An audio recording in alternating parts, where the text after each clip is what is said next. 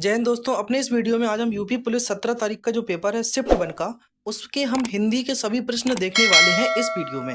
आइए शुरू करते हैं अपने वीडियो को। निम्नलिखित में से किस विकल्प में सभी शब्द जो है वो तत्सम है? इसमें आपके नव्य, स्वर्णकार, ये दोनों ही शब्द जो है वो हमारे तत्सम हैं।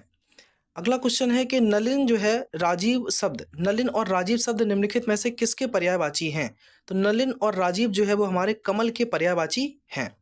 क्वेश्चन नंबर 17 है कि पूर्व और उत्तर के बीच की दिशा इस वाक्यांश के लिए निम्नलिखित में से कौन सा सही है? पूर्व और उत्तर के बीच की दिशा को हम ईशान के नाम से जानते हैं।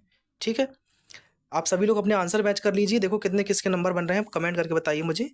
अगला है कि किस विषय में श्रुत श्रुति सम भिन्नार्थी का सही अर्थ भेद है?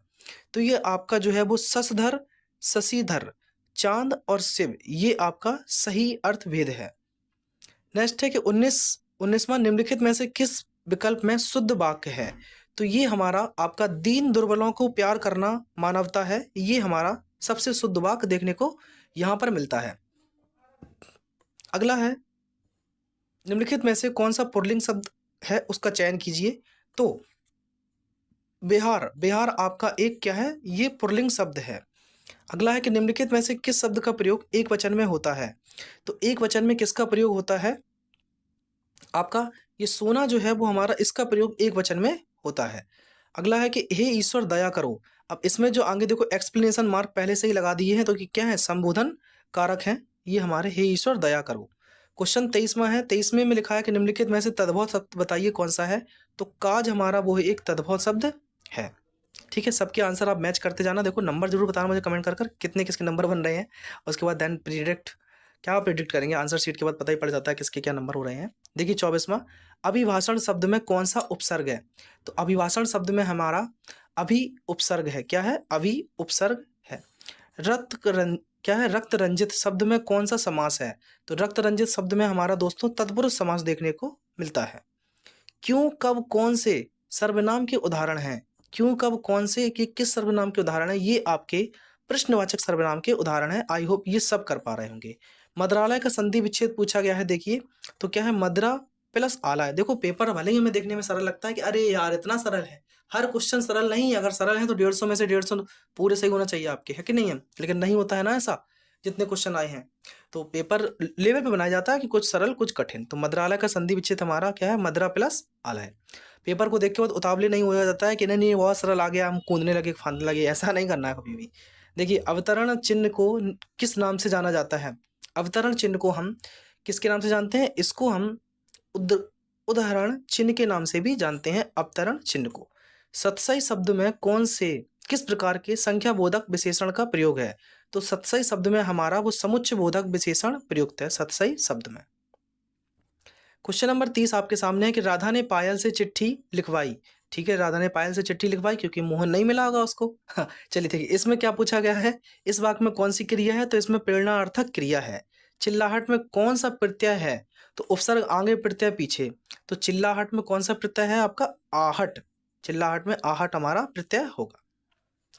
क्वेश्चन नंबर 32 आपके सामने है कि राम आएंगे, चलो राम आएंगे नहीं, राम अभी सोएगा। तो राम अभी सोएगा, इसमें आपका कौन सा वाच्य होगा? तो इसमें आपका कृतवाच्य होगा कि राम अभी सोएगा, तो इसमें आपका क्या होगा? कृतवाच्य होगा। क्वेश्चन 33 है कि तिल का ताड़ बनाना, मुहावरे का अर्थ बताइए, क्या होगा? तिल का ताड़ बनाने का मतलब है कि साधारण सी बात को बढ़ा चढ़ाकर कहना तिल का ताड़ बनाने के बराबर है। परोक्ष का विलोम शब्द क्या है? तो परोक्ष का विलोम शब्द आपको क्या होगा? परोक्ष का विलोम शब्द आपका क्या होगा? प्रत्यक्ष। ठीक है, डायरेक्ट जिसको बोलते हैं, ये परोक्ष का विलोम शब्द होगा, प्रत्यक्ष।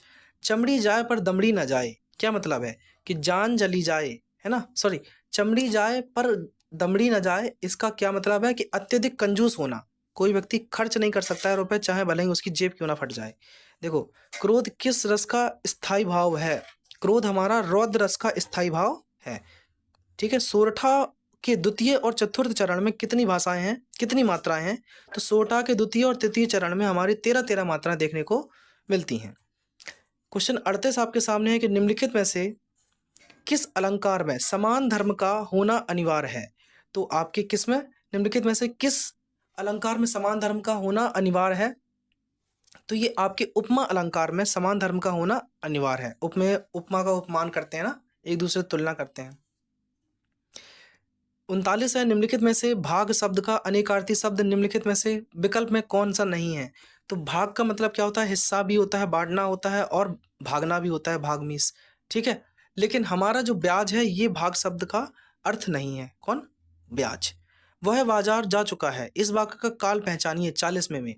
तो वह बाजार जा चुका है, तो कौन सा आपका इसका काल होगा कि आसन्न भूतकाल, पूर्व वर्तमान काल, इसमें ये वाला आंसर हो जाएगा।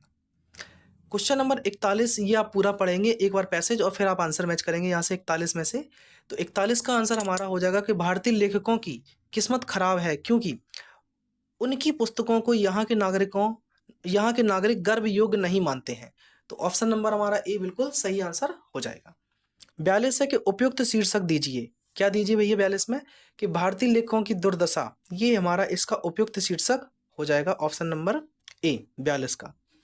43 आपके सामने है कि भारत का सुशिक्षित समाज कौन सा साहित्य पढ़कर संतुष्ट हो जाता है? तो भारत का हमारा सुशिक्षित समाज जो है वो अंग्रेजी साहित्य पढ़कर संतुष्ट हो जाता है। अगला है कि भारतीय भाषाओं के साहित्य के प्रति समाज, इसका आंसर क्या है? अंग्रेजी भाषा। भारतीय भाषाओं के साहित्य के प्रति समाज के किस वर्ग में अरुचि की भावना है? तो 44 का आंसर हमारा क्या होगा? किस वर्ग में अरुचि की भावना है? ये हमारे सुशिक्षित समाज में अरुचि की भावना है।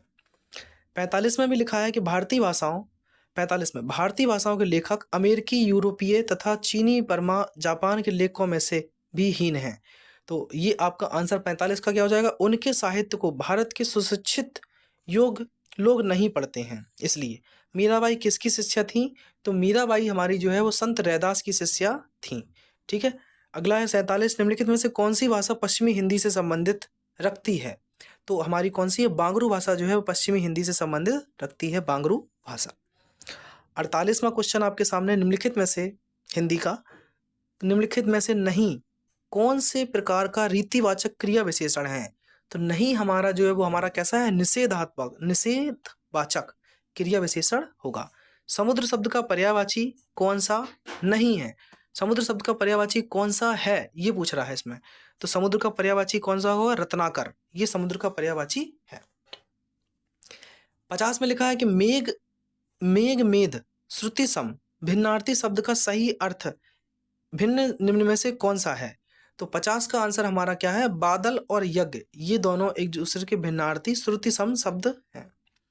क्वेश्चन नंबर 51, स्त्री जो अभिनय करती है वाक्यांश के लिए शब्द का चयन कीजिए। तो स्त्री जो अभिनय करती है उसको हम क्या बोलते हैं भैया? उसको हम अभिनेत्री बोलते हैं। क्या बोलते हैं? अभिनेत्री, क्योंकि ये अभिनय करती है। मानसरोवर किसकी रचनाओं का संकलन है? तो मानसरोवर हमारे किसकी है? प्रेमचंद्र की रचनाओं का संकलन है मानसरोवर। ठीक है, दूसरे शिफ्ट में महादेवी वर्मा का आया है, तो उसको आप देख लीजिएगा। तो जितने भी हिंदी क्वेश्चन थे हमने सब कंप्लीट कर लिए इस वीडियो में। ठीक है, जय हिंद दोस्तों।